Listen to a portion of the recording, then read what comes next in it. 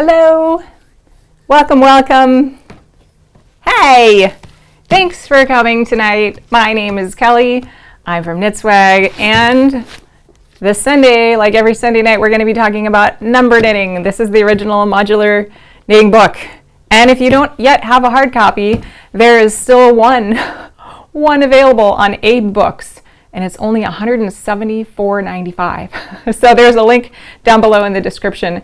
And also, because I know the book is expensive, I made my own ebook out of it, and that is also available in the description for $100 less than the one on ebooks. Yes, Mishi B says, is the stream live for others? I think so. I don't know if you were asking me though. It's live for me, so I'm glad that you're all here. Maura, Karen, Mishi B, and Anita. I don't know if I've mentioned this to you all before. I actually live in North Carolina. I live outside of Raleigh in a little small farm town, for what that's worth. I'm from North Carolina. Well, that's where I live now. Okay, so today we are going to be talking about number knitting, of course. But so I've been doing some historical research on Virginia, as I do, and I came across one of her sort of a musical composition. And so she was a poet, but in some of the magazine and newspaper articles I read about her, she said she had written some operettas. And I think that's like a mini opera. And I found a composition that she had done in I believe it was 1919, and it's called The Never Lonely Child: 5 Songs for Medium Voice and Piano. And I always like to look at Virginia's writings in relationship to what point of her life that she was in. And if you're new here, the Virginia that we are talking about wrote this book, and this is Virginia Woods Bellamy. And so she was born in 1890, and she got married, I think, in like 1914. Her first son was born in 1915, and this particular operetta was written in 1919. Sorry, I'm having technical difficulties.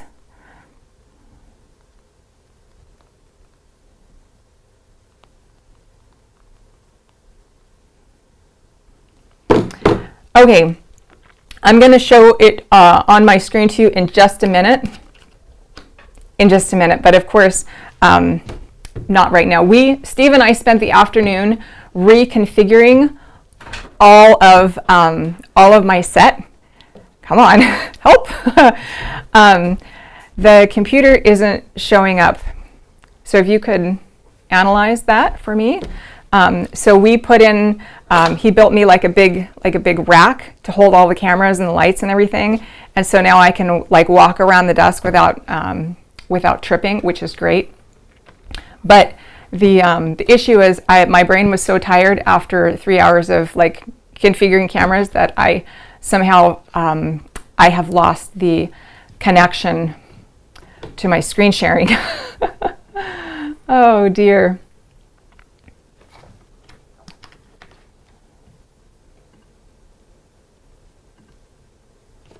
Anyway, did you try restarting your computer yet? I did not try restarting my computer yet.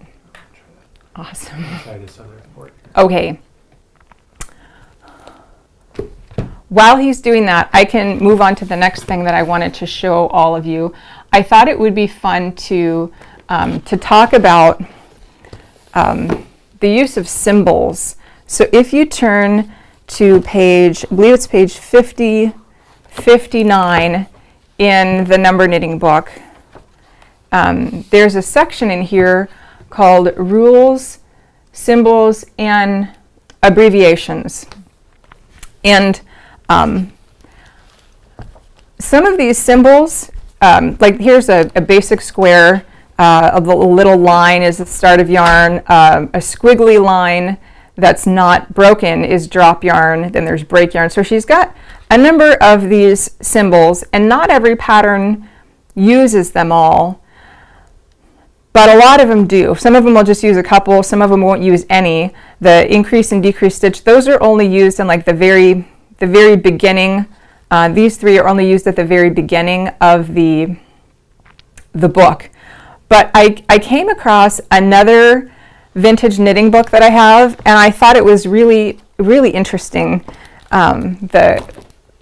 This one is from 1972, and this is in Russian. And I noticed we have a new person in the Ravelry group who, it appears to me, is located in Russia, and that's awesome. So I don't know what this book. It seems like it's a general knitting book. Not being able to read any of it, it seems like a general knitting book.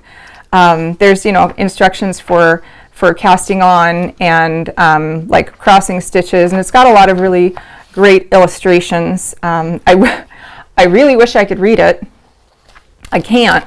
But then what's so interesting about this book is after you go through like all the line art, it's got all these symbols sort of in a much larger format, and it seems to me that the symbols in this are like illustrative of what's going on here. So instead of like Virginia just has about half a dozen symbols maybe, but like these symbols seem like pretty, like there's a lot more of them, and they're a lot more elaborate. They're almost like, not hieroglyphs, but like, how a lot of the Asian languages are like pictorial. It seems to be like that's kind of what they've attempted to do here with their knitting stitches and their like knitting symbols, and I think that's really interesting. So if you kind of flip forward, there's lots of pictures, which is great, and that illustrates further the knitting like pictographs, I guess, on the previous pages. But then if you flip back even further, kind of toward the end, there's all these wild charts. Now I have seen like stitch makers, and I think there's a program called Stitch Mastery, like there's knitting stitch software, and maybe they use these symbols. I don't know, because I've never used any of those softwares. But what really was interesting to me is that if you flip all the way back to the end, so BSheeby wants to know how I found this book. I found this on Etsy. I don't know like why I don't know how Russian knitting books came in. Maybe I was looking for vintage knitting books. And I have this one, and I have another one from like the 50s, and it's definitely vintage. And so it was shipped to me from Russia, like wrapped in the Russian newspaper and all that. Yeah, so I asked my mom for these for Christmas a couple years ago, and she was like, "You are so weird." Yeah, that's true. I am weird. So what I thought was so cool about these charts are wild. I mean, this is nuts. But here in the back, here's like all the symbols explained, to a Russian person, they're explained.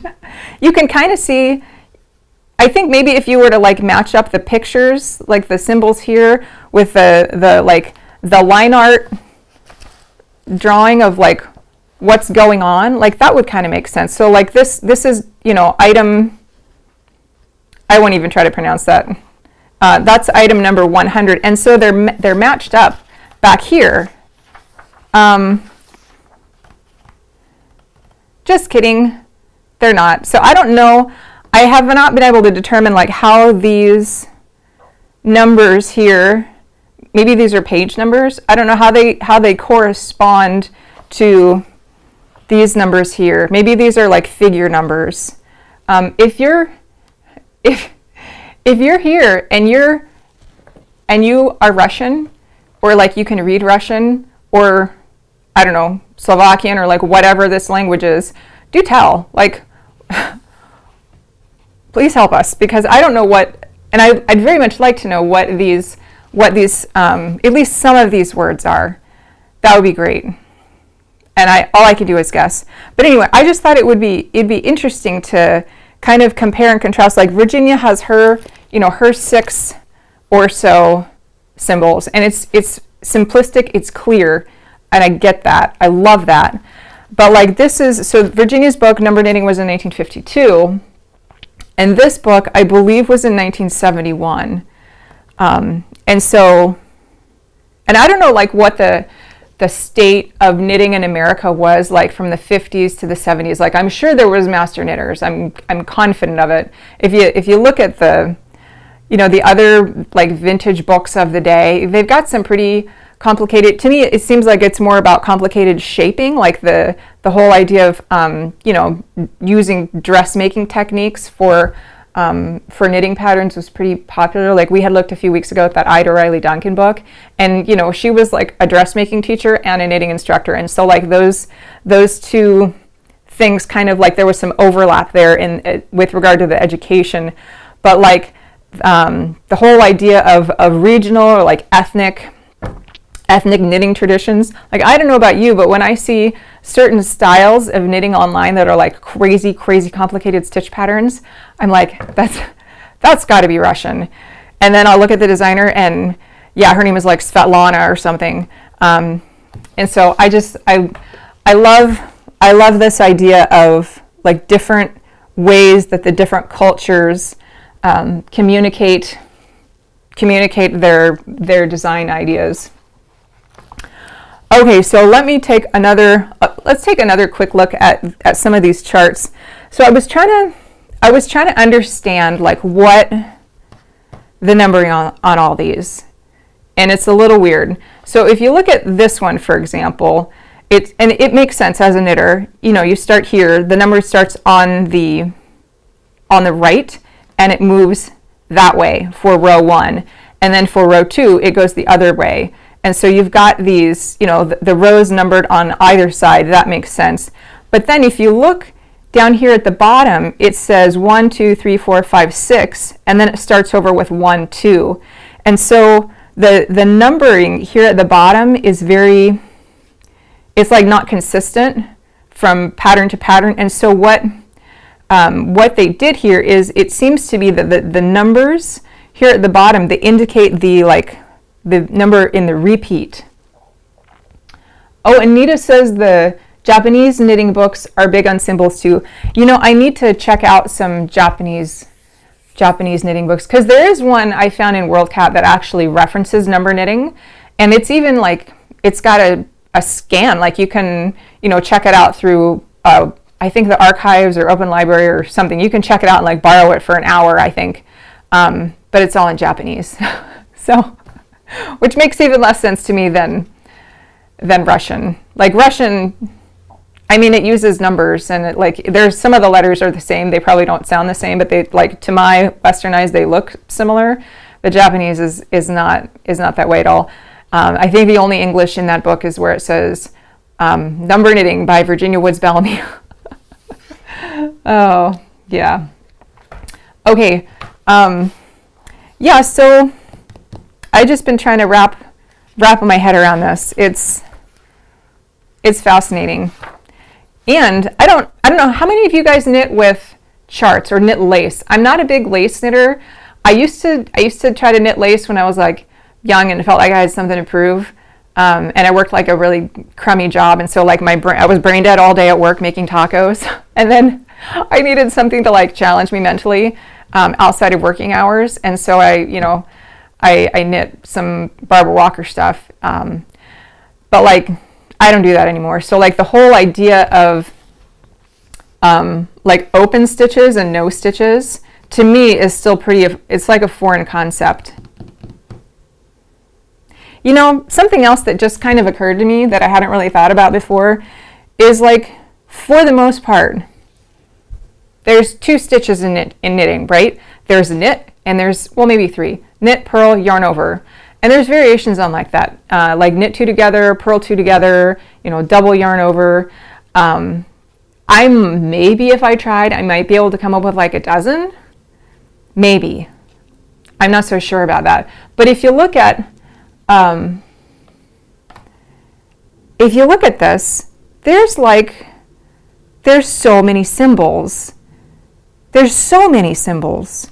And I know we have this chart here in the back, and it's 2 whole pages of symbols. There's 59 different symbols in here. 59. Yeah. Maybe what I'll do is I'll go and see if I can find a Russian knitter to translate. Do you guys have you ever watched Fiber Chats with Irina? Irina Shaw, I think is her name. She's, I think, Russian, and I think I showed her these books a couple of years ago, and she's like, oh yeah, I know what that says. Maybe I need to send these 2 pages to Irina and ask her, please can you explain what these symbols mean, because for the life of me, I can't figure out how could there be 59 different ways to do a knit and a purl? I don't know. Maybe I'm just not that smart, but anyway, that's my Russian knitting book. I have another one I think it's from 52, and I'll show that another day. But it's fun. It's more it's got all these vintage sweaters and little ski girls in it that are all illustrated. It's very sweet. Okay, so it looks very much to me like we won't be able to share my computer screen today, which is a good thing I brought extra books. That's a bummer. I'm going to get that fixed next time. But good news is that we figured out, well, we got the camera to stop blinking, so we won't have that issue. So I'll be able to show you all my cameras today, which is great. All right, so the next book I wanted to show you, because we've been talking about, here real quick, we've been talking about different ways that we could use up stash yarn, and how to knit if you just got a skein or 2, or what things from the number knitting book that you can make that just use a little bit of yarn. And so I am knitting the 5 points shawl with some lovely stash yarn. I have a skein of each of these. I have a skein of this lightish pinkish purple, and this darkish purpley blue. It's almost like a purple denim. It's very cool. And these are both from DJ at Discovery of Stitches, and I thought they paired really well together. But I'm going to talk more about that in a bit. What I wanted to show you all was this book, and this is one of the many books that came to me from my friend Jackie, who sold me her entire 60 years worth of knitting library for $100. And this is not a new book, as you can probably tell. Knitters today, they knit just as crazy of things, but it's a different style of crazy. And so this book was published in, I think it was 2006. Yeah, so this is a 2006 book. So this is sort of when I was in my the peak, really, really just getting into knitting. And I don't know about how many of you have been knitters long enough to remember when we had novelty yarn, the eyelash and ribbons and all kinds of, the whole section of the yarn store would have 100% nylon polyester eyelash yarn. It was wild. I don't know if you guys have ever knit with eyelash, but let me tell you, it's a nightmare. It's lovely in the ball, but once you get it on the needles, oh, it's horrible. But anyway, back to this book. The reason I wanted to show this to you is because this is a decidedly different kind of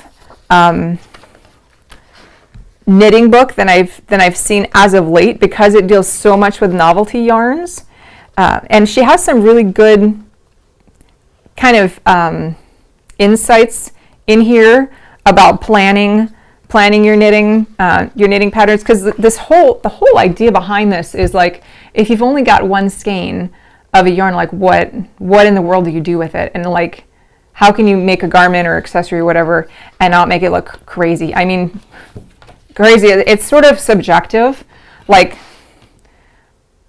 I personally think that's a little crazy. Like, I don't know that I would wear that. A lot of knitters would, and that's awesome.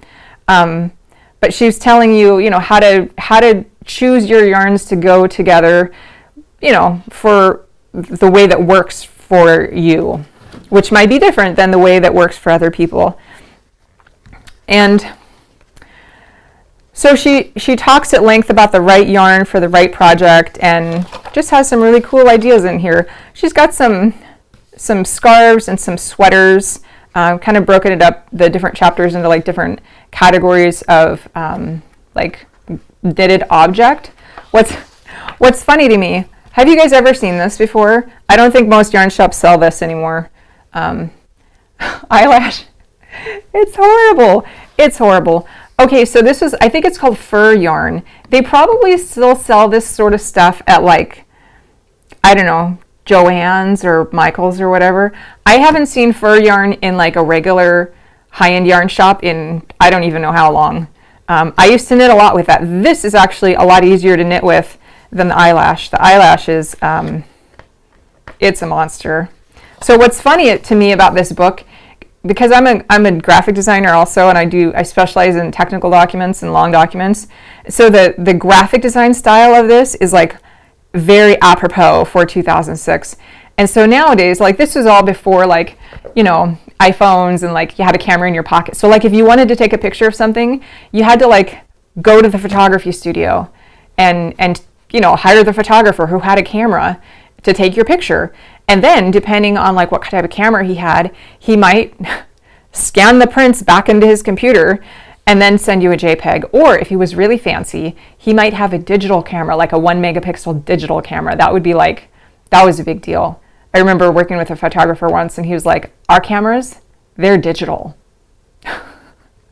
Like, there's no film involved. And that was a really, you know, really big deal back in the early 2000s. So another thing about this particular book that's, you know, it speaks of the time that it was made, is that all of there's no like human models in this thing. They're all the mannequin, the same the same headless mannequin with plastic skin. And, you know, now everything is like all curated in Instagram, and like it's I feel like commercial photography is a lot more like democratic now. Like, there's a lot more professional photographers, probably, you know, not making a living, a lot of them, but there's a lot more people that charge money for photography. But, you know, what was it? We're in 2003, so this would have been 17 years ago, before iPhones, before all that. And so the whole way of photographing for a knitting book was totally different. And it's the same mannequin every time. just with a different outfit on, the same scene. Oh dear. Oh well. But yeah, so I just thought if you wanted to have, you know, graphic design sensibilities and technology sensibilities aside, I thought, you know, if you wanted to have some interesting ideas about like different ways that you could use your yarn, if you could look past like how this book was done, and, you know, maybe in like another 50 years people will think this is charming, just like now we look back on the stuff from the 50s and we're like, I love that is so that is so great. Like, when our grandkids are old and they're inheriting our old vintage clothes, they'll look back on this book from 2006 and be like, yeah, love that aesthetic. Maybe. Oh, yeah, so this is a great book. And it does have some modular stuff in it. Not a ton, but like, this is really nice. I remember this, I think this was probably right around the time that that Horst Schultz out of Germany really started getting into mitered squares, and like that whole time frame was it was a big time in the mitered square world. And there's teddy bears and stuff.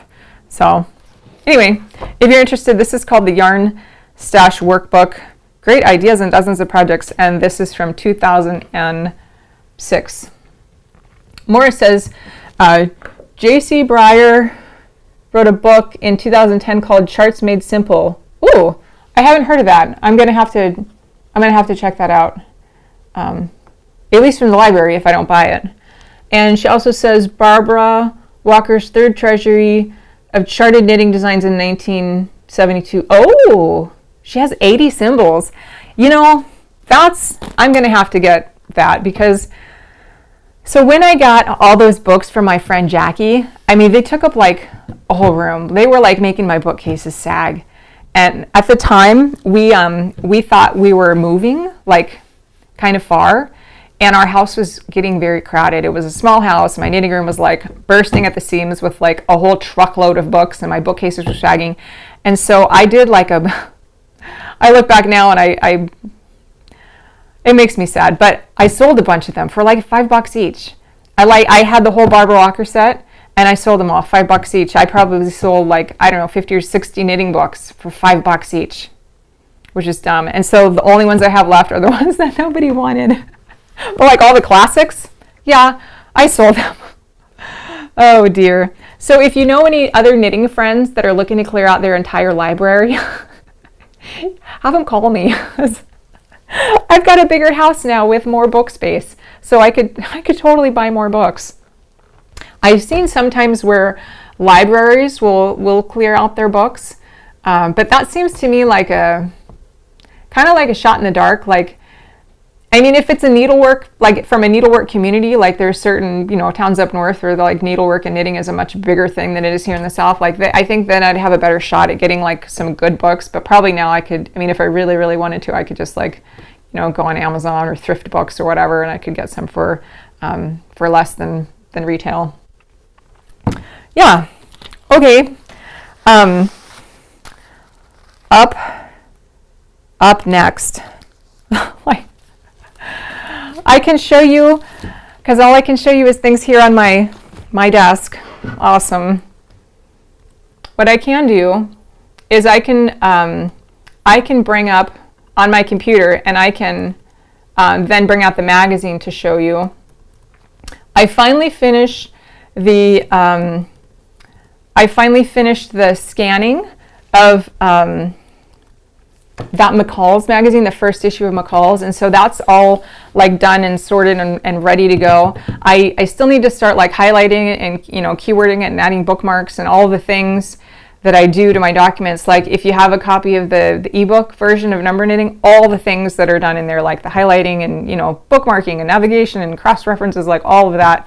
I want to do that to my McCall's, and I've gotten a good start on that. But I can only do so much at a time. Another thing I did this week is so I had showed off last week the Bride's Encyclopedia from I believe it was, who published that? It was Crown. Yeah, it was Crown Publishing, because if you look at the Number Knitting book, on the back, it is the very first, Bride's Encyclopedia is the very first one listed. And it's recommending that you also, you might enjoy all of these other ones. And so I started off with this one, and it's a great book. I think probably this coming week or so, I'm gonna be uploading it to the archive. Like, you can upload books and things to the archive and just kind of have it there for posterity, because it's great. I would love to show you my screen right now to show you some of the fun things I found.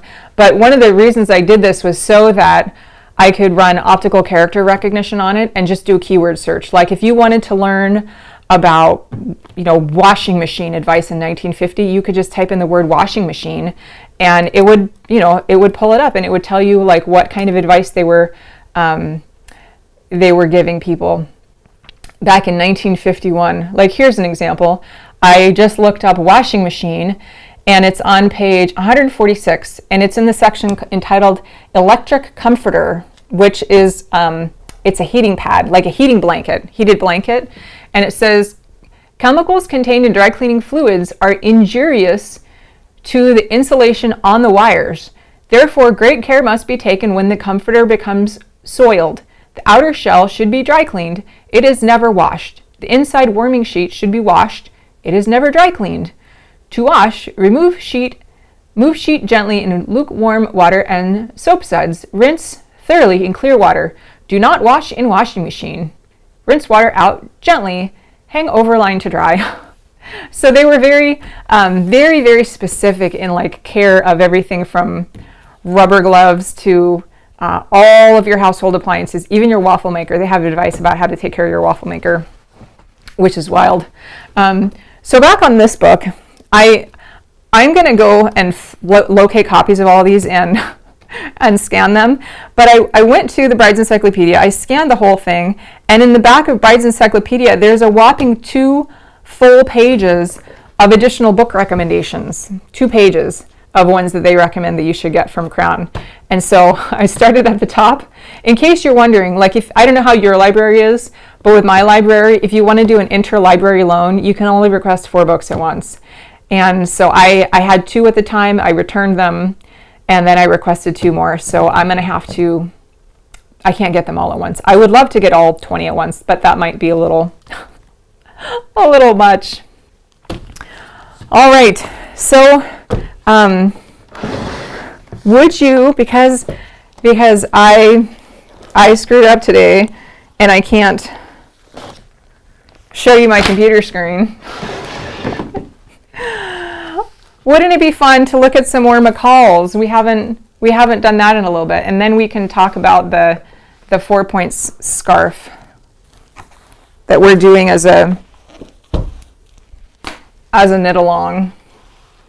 Okay, so this is McCall's summer 1944. And so this was before Virginia started doing her before I think it was even called number knitting. She was publishing patterns in here, and it was just called modular knitting. But I thought it would be entertaining to take a look at some of these patterns. I do kind of wonder if like they had better eyes then, because this is very small print. This is like 6-point font, and all of the knitting patterns in the whole book are like this. And I think, I'm 46 now, and I've been on progressive lenses for like probably 4 years, and I don't think it's getting any better. Like they keep having to get a stronger prescription. So I wondered like how people read this back then. Like do you all know when progressives came into being? Maybe that was like in the 1700s with Ben Franklin. That's what I've heard. But the captions are bigger, but the instructions are very small, very, very small. So I imagine that would be challenging. Normally now you could just like take this down to a photocopy center, like put it on your fax machine or your copier or whatever and just enlarge it, but they didn't have that capability back then. So I wondered like how people, like the older women, dealt with the small print. If any of you have any ideas, do tell.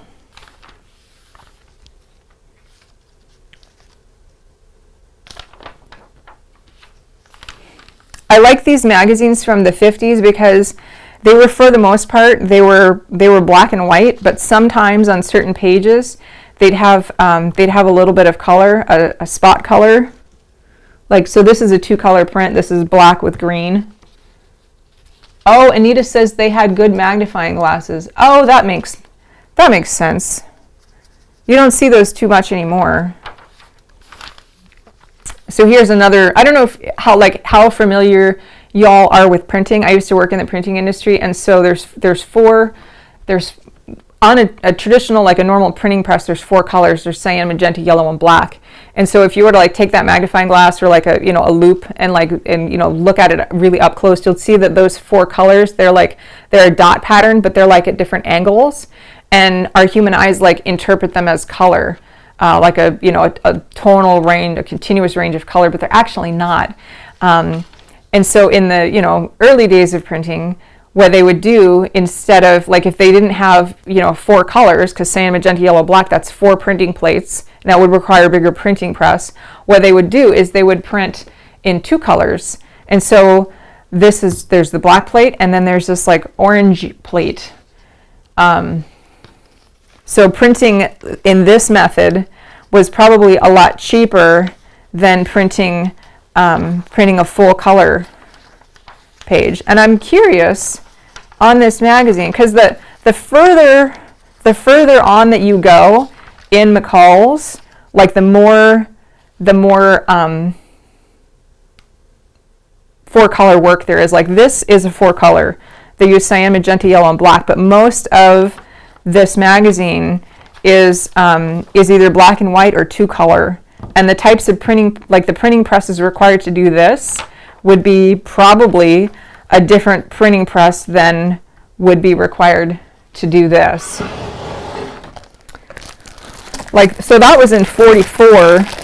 I've got one here from, oh, that's a 45.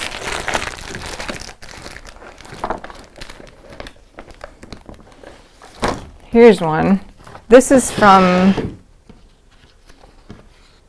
I think this is from later on in the 50s. This is a McCall's Needlework Annual.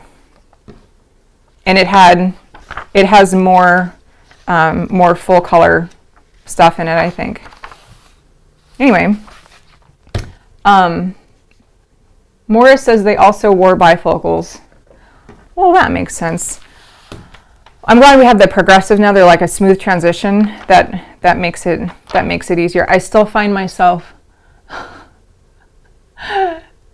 looking up a lot to try to find the sweet spot. I'm sure everyone does that. Okay, so my screen share today was a total fail. That's okay. We're moving on.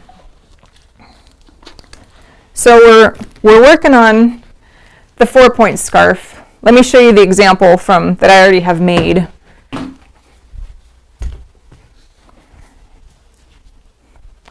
Here we go.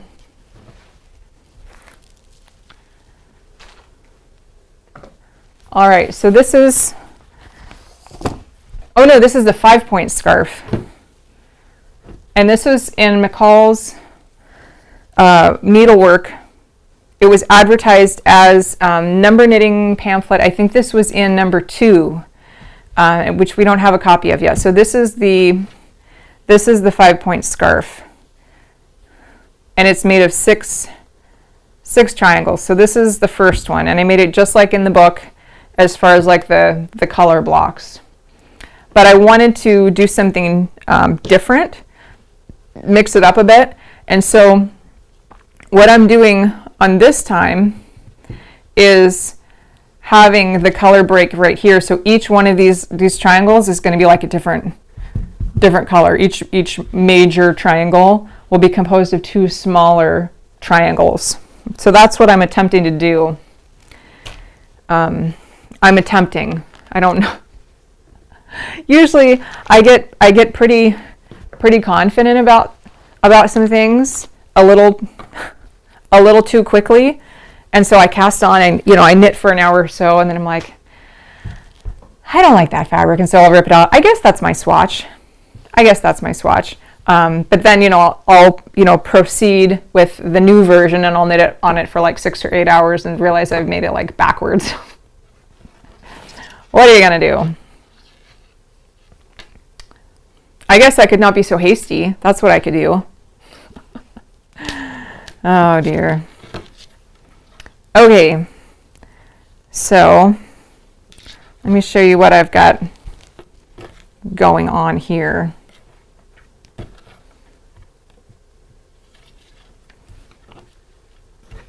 What I did, there we go.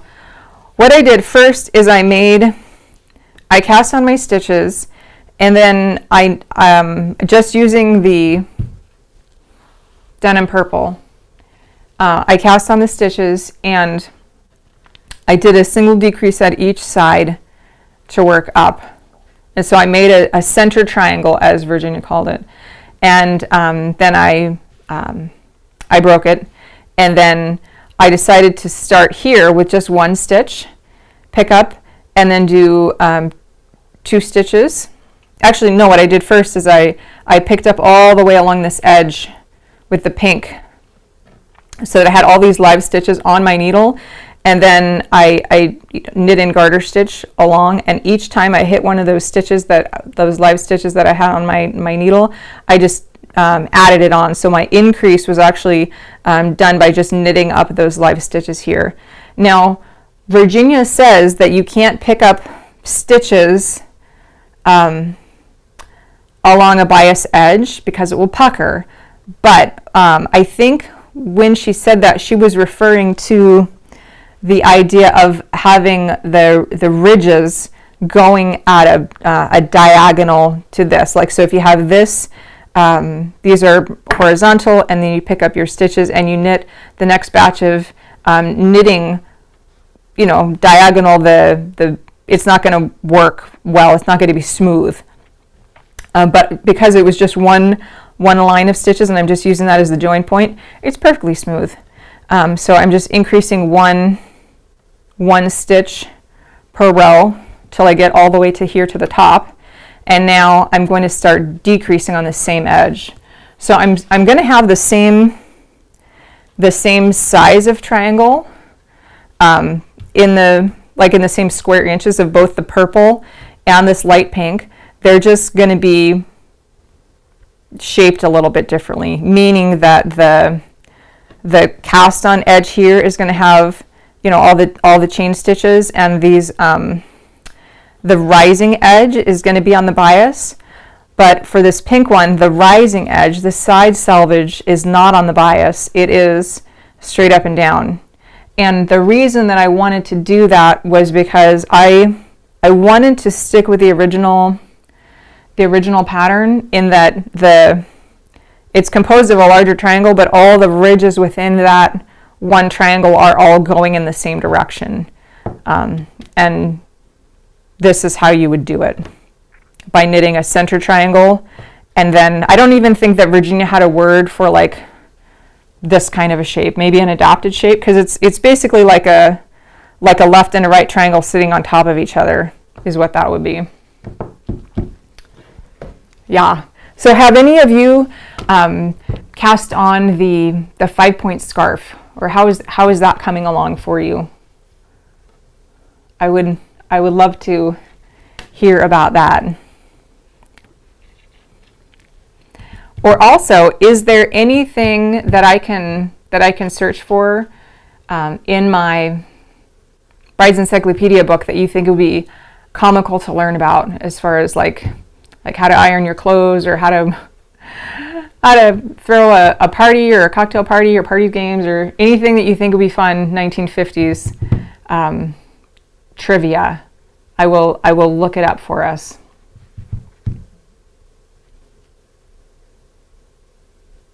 Are there any number knitting patterns that you would like to go over that you've been eyeing and have questions about? I could go over those as well.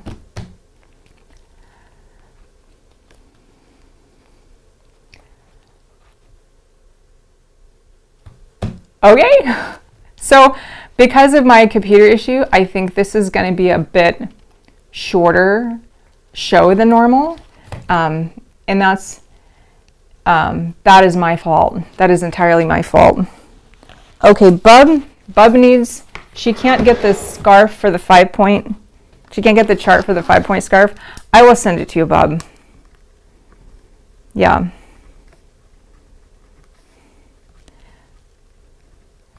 And Mishi B says, starting 5 points this week, I'm using a lace weight worsted spun and matching mohair. Ooh,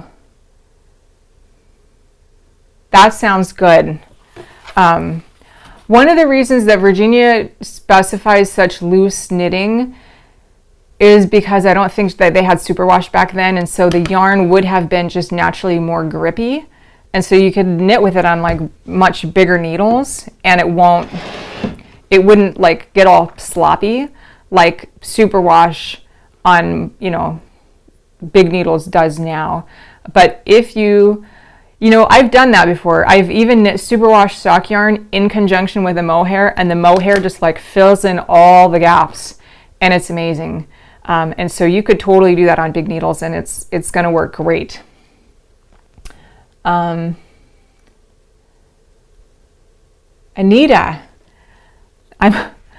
says smell remove. I'm not quite sure what that means, so I'm going to need a little bit more info.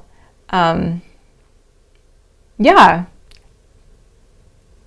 I tried the first time I tried the 5 points scarf. I tried it on larger needles, and I also tried to do intarsia. Like I thought I could work the single triangle, all at once, and just twist the yarns in the back, and join them and just keep knitting. And every time I got to that spot in the row, I could just twist it. So I've done that sort of thing before, and it worked fine. But in this time, because I at the very beginning,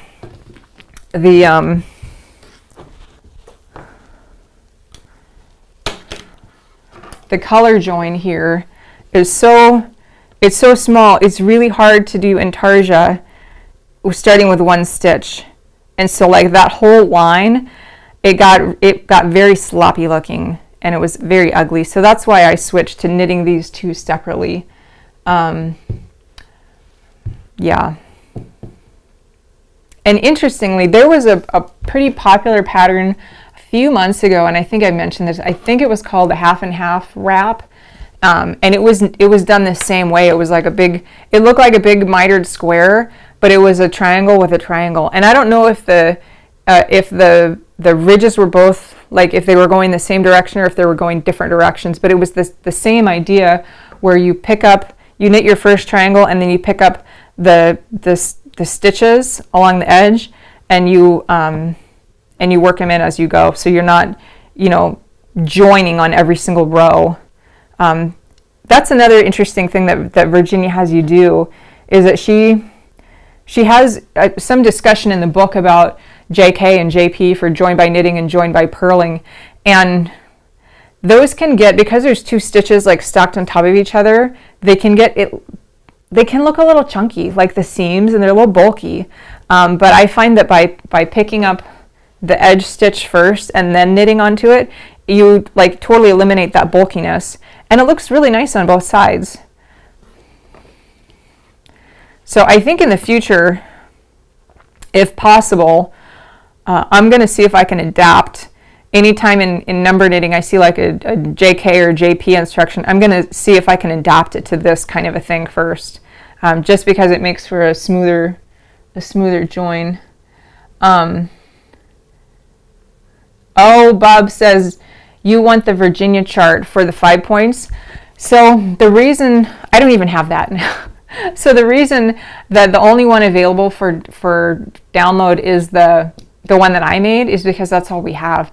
The original 5 points chart was available as a pamphlet. I think it was number knitting pamphlet number 2. So if you sent your 50 cents or whatever, you could get these 6 patterns, and but we don't have it. It's like lost to history. Maybe it's in a library somewhere and they just haven't scanned it yet. But the only number knitting pamphlet that we have is number knitting pamphlet number 1, and that is courtesy of the University of Chicago, pretty sure. And so I was able to get that from them, but the 5 point scarf isn't in there. That was in pamphlet number 2. So the way that I constructed my chart for that was I just gave it my best shot, and I looked at how the ridges flowed, and I counted the number of stitches, and there's a picture of it laid out flat, so you can see how it was constructed. I think I may have made an error on like the orientation of one of the triangles. I just discovered that this week, so I might need to send out a revision to that. And Anita, are you asking how to remove the smell from knitting? Like from something that stinks? Okay. You want to know about in the Bride's Encyclopedia. Okay. And Mishibi says vinegar sometimes works well. Okay, let's Let's do a search for Bride's Encyclopedia.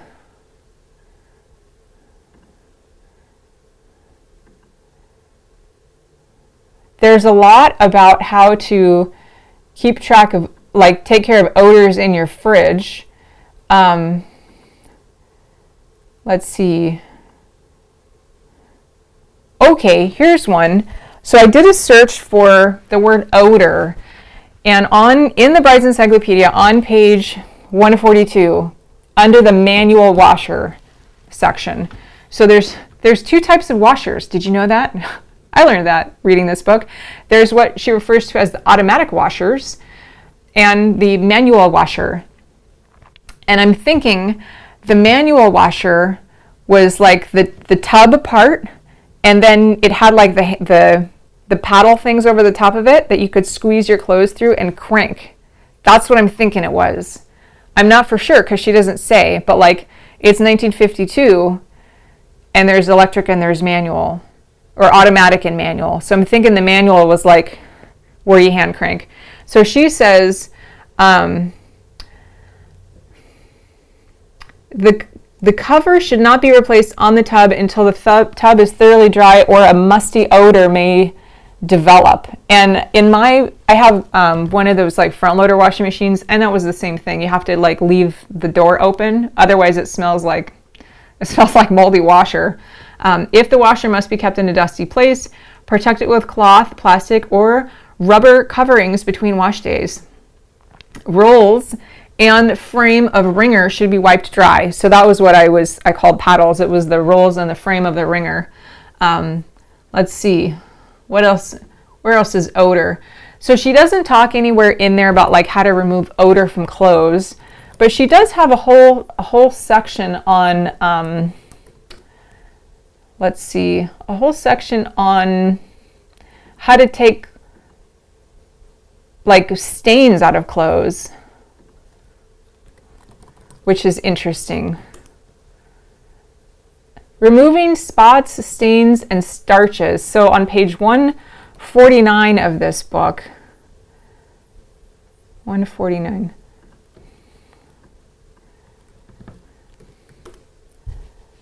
Stain removal. Oh, here's something that's really interesting in this book. The library copy that I had a single page that was dog-eared, and it was this page, and there was a notation in the margins about it. The first rule for success in removing a stain is to start while it is fresh, even before it dries if possible. Hot soap suds or the heat of an iron have a tendency to set some stains, making it difficult to remove them later on. The professional cleaner always spots out stains before he gives a garment with general cleaning or pressing.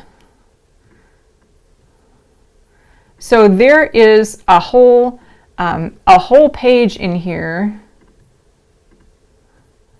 I think it's like 4 pages long, and it's all about different like how to get out different stains with different, on different types of fabric. Like if the stain is alcohol, which maybe was a big thing back in the 50s. I don't know. Maybe it is now. I don't know about that either. Blood, candle wax, candy, carbon paper. How many of you ever used carbon paper? My mom had an accounting practice, and my job as a kid, she would print out her accounting forms in triplicate. There was like the pink copy and the yellow copy and the white copy. And in between each one of those was a sheet of carbon paper, and it was printed out on a dot matrix printer. And my job as a trusty 14-year-old was to take the printouts, and I load them onto this. It was like a reverse spinning wheel, if that makes sense. And so you load the pink sheet onto one section and the yellow onto another section, and the carbon paper you'd like feed in this little center thing, and then you push the button, and like it like deplied the whole thing. And so if it was duplicate, you'd then have your roll of white and your roll of yellow and pink, and then you have to do it again and take out the second sheet of carbon paper. Yeah. So I spent a lot of time with carbon paper as a kid. She also has advice on how to remove chewing gum, chocolate and cocoa, cod liver oil. Now, do any of you know what what cod liver oil is. Cod, I guess it would be oil from the liver of a cod. Like, I don't know what it's used for. Oh, Anita wants to know about rust. Rust is hard. I mean, personally, I think rust is hard. Ice cream, India ink. I don't know what that is. Writing ink, iodine, lipstick, and rouge. Meat juice, or gravy, mercurochrome. I'm not sure what that is. I Googled it once, but then I forgot. Let's see if rust is on here.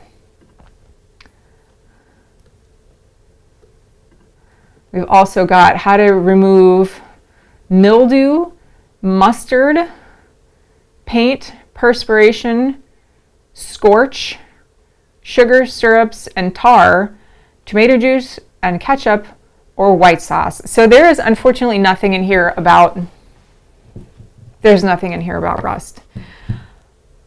I don't know. I think rust has got iron in it. And the way that you need to remove the stain is also going to depend upon like what the fabric is. Like, I took a garment construction class in college before after I changed my major, and so it was garment construction. We learned a little bit about sewing, some about like different textiles, like how to treat cotton versus linen versus wool versus nylon, like what ones you can iron and what ones you can't. And the natural fibers, I think, they're more forgiving for like stain removal. Like the synthetic fibers, you can't, like, if it's made of if it's an oil-based product, like polyester or nylon, then if you spill oil on that, it's basically set in forever. You're never going to get it out. But the cotton ones might. Now, if it's like a cotton, maybe like a touch of elastane, you might be able to use bleach. But if it's wool, if you put bleach on wool, that's not going to work at all. I have had luck with it's a type of soap that my old knitting mentor sold me, and I forget what it's called. But I'm gonna look it up and get back to you. It's like an enzyme soap. It comes in a blue and yellow box, I think, and it looks very vintage, like very nondescript. But I've actually been able to get mustard out of clothing before using that soap. I haven't tried it on rust yet, but a couple of weeks ago when we were traveling through Michigan, and I visited that awesome yarn shop that had like all the like weird weaving yarns for like $8 a pound. They had a 20-foot tall spinning wheel in the front yard, and it had like the drive band and everything, and the foot pedal, the whole thing moved. And I was like, this is awesome. I'm gonna see if the foot pedal moved. And I did, and I moved the foot pedal and the whole wheel started turning. And like all the rust that was on top of the spinning wheel, it came down. It came down all over my white shirt. So I actually have a shirt with a fairly fresh rust stain in it that I haven't had any luck with, like 409, like the laundry, whatever the name brand is for the like spot remover. But I haven't tried the enzyme soap. So I just remembered it's called Carbona, Carbona, Carbona enzyme soap. So maybe try that, or try OxyClean. I've had good luck with both of those. Mercurochrome was an antiseptic. Now that you mention it, that's right. I looked it up, and it's like fluorescent orange. And I think maybe they still sell it in other countries, but they don't sell it here anymore. I don't know if it's banned, but like it's not popular. Like, you don't keep it in your medicine cabinet. And I think the reason is because it doesn't work very well. And I also saw the reason on the website that people don't use it is because it stains. Like, I've seen other medications, it'll stain the heck out of your flooring, but like they still prescribe it. So like, I don't know that because something stains your clothes that would be enough reason to ban it. But like, I could see if it doesn't work and it stains your clothes, like, yeah, I could see not using that. Lisa says the soap is Felsnapsa. I have heard of that. Orvis. Yes, Orvis, the fishing folks. Yeah. when I was a kid, we raised sheep, and there was a company, like a catalog that we used to shop out of. It was called Orvis, I thought. Orvus, though, is a different company. But we used to get this soap for our sheep in like these big jugs. And when we would wash the sheep, we, they had all their lanolin in it and stuff. We would take like a fistful of this stuff. Like, looking back, I think maybe that was a little excessive. I don't know. But we'd use an entire fistful of soap to wash a lamb, and it did a good job. I don't know what was in it, and that was called Orvis, I'm pretty sure. And Karen says that the mercurochrome,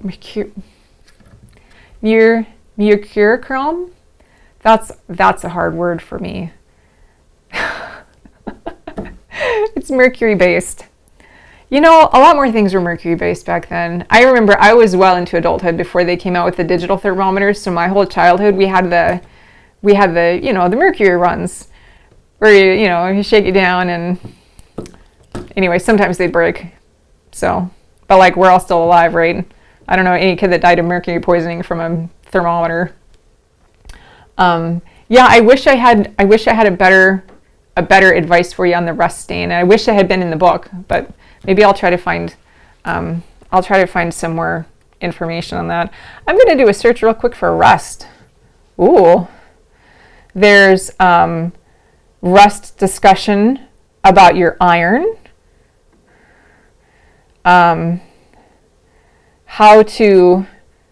There's rust discussion on chromium plated furniture. Maybe that's what they used to refer to, like now we call it chrome plated. Maybe back then they called it chromium plated furniture. These are rust resistant unless exposed to harsh weather conditions or salt air. Iron furniture gets rusty.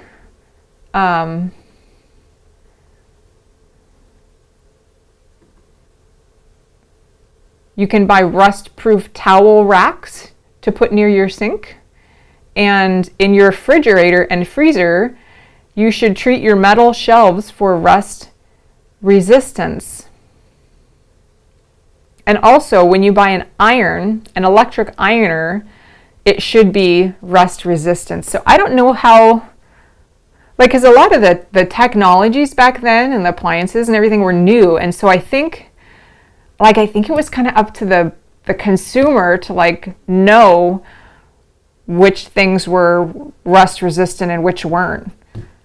Which, when I was reading this 1950s book, it was kind of daunting, because there was even a section in there about your electrical appliances and about how you need to make sure if they're AC or DC powered.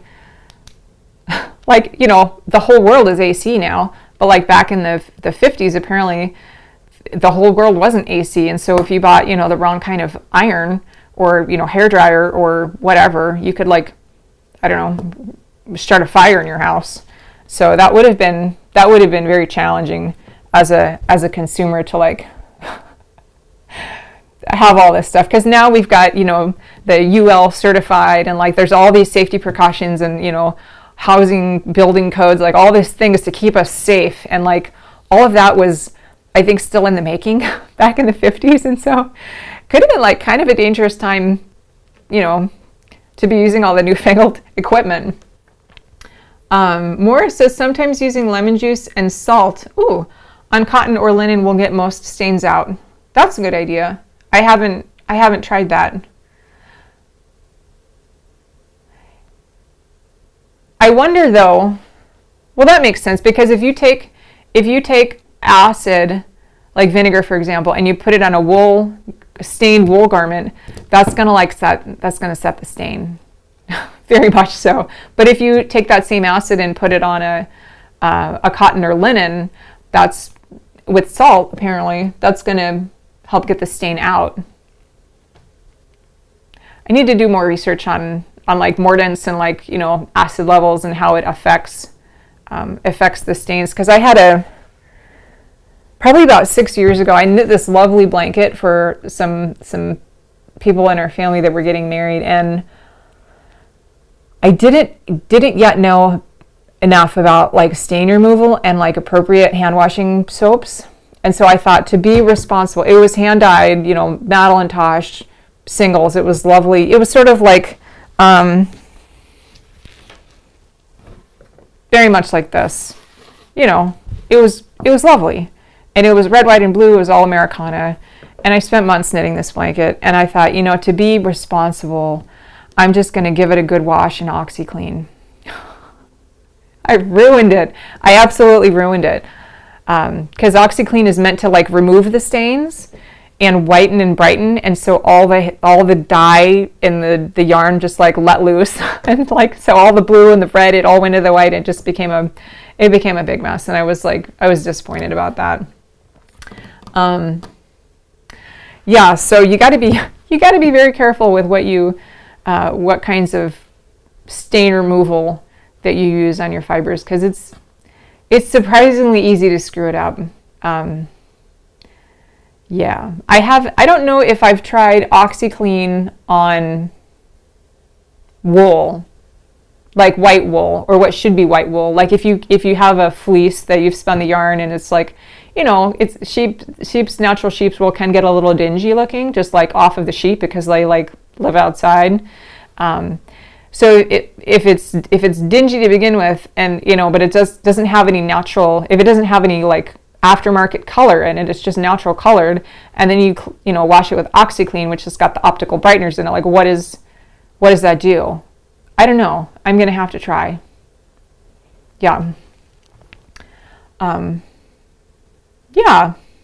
Did you have any other questions about the number knitting patterns, or anything else fun that you want me to look up in the Bride's Encyclopedia?